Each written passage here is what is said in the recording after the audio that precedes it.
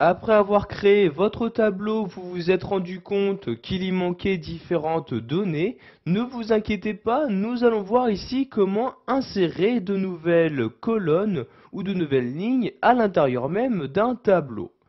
Donc pour commencer, nous allons voir comment insérer une nouvelle ligne. Donc comme vous pouvez le voir ici par exemple, pour cette ligne-là, il en manque une donc pour nous afficher l'identifiant numéro 11.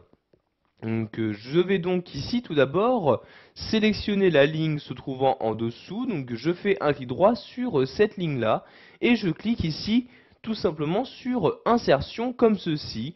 Et vous aurez automatiquement donc une nouvelle ligne qui va s'insérer donc juste au-dessus de la ligne que vous avez auparavant sélectionnée.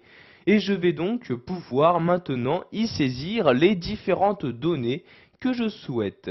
Donc vous voyez ici, je me rends dans cette cellule-ci et j'insère le 11 comme ceci. Ensuite, je clique dans cette cellule-ci et donc j'insère ici donc la donnée en rapport, donc ici le nom où je vais mettre Pavard comme ceci.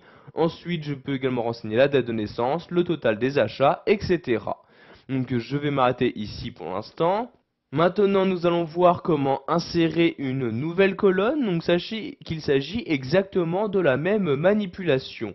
Vous devez tout d'abord sélectionner donc la colonne qui se trouvera après cette nouvelle colonne. Donc je vais prendre ici celle-ci pour insérer une colonne où je vais mettre ici les prénoms.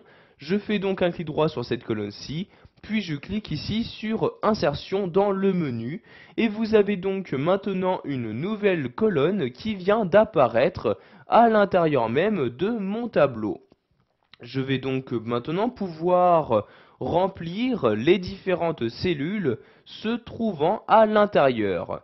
Donc ici à la place de colonne 1, je vais mettre prénom comme ceci, j'appuie sur la touche entrée et je vais ici insérer donc les différents prénoms donc des différentes personnes ayant effectué des achats.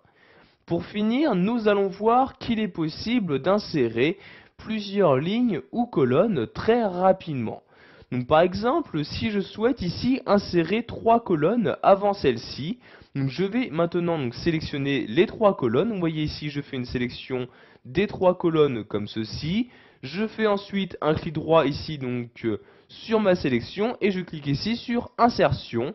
Et comme vous pouvez le voir, vous avez donc automatiquement trois colonnes qui ont été insérées juste avant, donc ici la première sélectionnée. Voilà, vous savez maintenant comment insérer des lignes ou des colonnes dans un tableau qui a déjà été créé